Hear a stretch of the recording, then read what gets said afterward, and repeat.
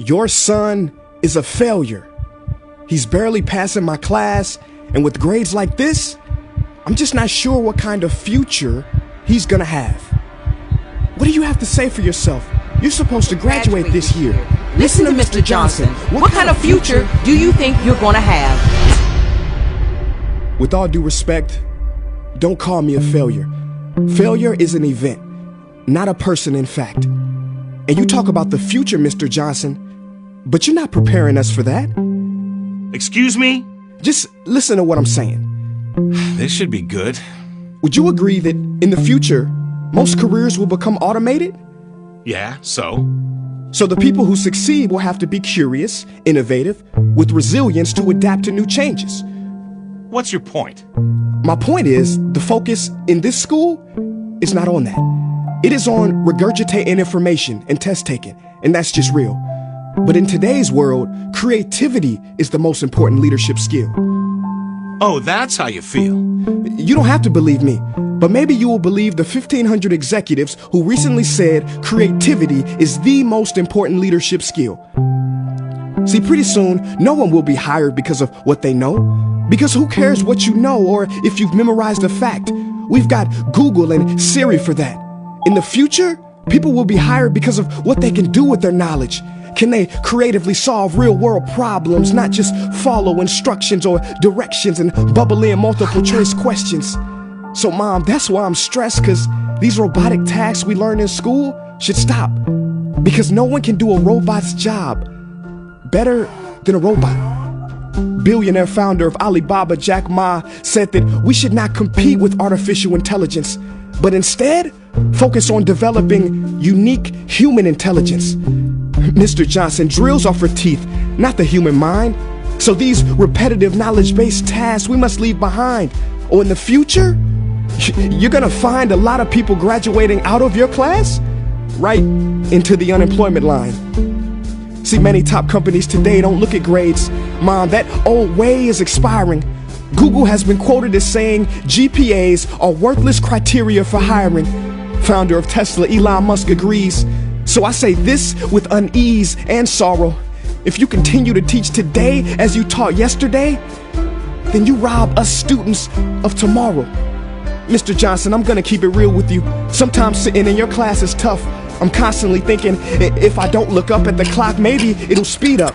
So I listen to you do my work and pay attention, feeling like an hour had to have gone by, but it was only 3 minutes. So if you wonder why we're bored in class, look, you want to get a kid to hate reading? Give them this, a school textbook. And some people think it's our fault, and that hurts me. They say you can lead a horse to water, but you can't make him drink.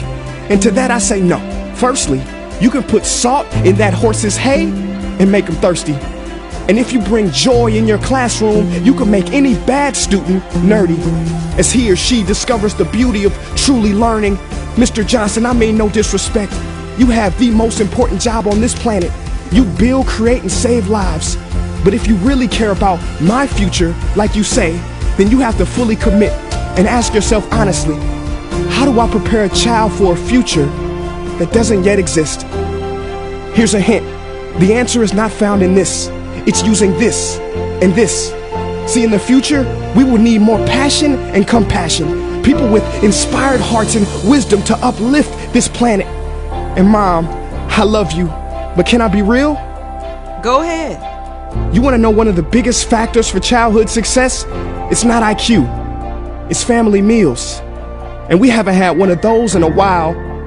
See, I know sometimes you don't feel proud, because I may not be a straight A student, but I'm not stupid. These tests may be 70% of my grade, but they're 0% of my future. But don't worry, I'll pass this class and get through this. But I need you to give me the space I need to be me and live true. Because the best feeling in the world is that your own parents get you. There's a passage in a book called The Prophet by Khalil Gibran. And if you don't mind, I'd love to share it with you. Go ahead. See, he says, your children are not your children. They are the sons and daughters of life longing for itself. They come through you, but not from you. And though they are with you, they do not belong to you. You may give them your love, but not your thoughts, for they have their own thoughts. You may house their bodies, but not their souls, for their souls dwell in the house of tomorrow. So, Mom, I'd appreciate it if you give me the love that I need to pursue my dreams. See, if we are to succeed, all three of us need behavior change on all fronts. We talk about the future, but the future is now, and it is created now by all of us.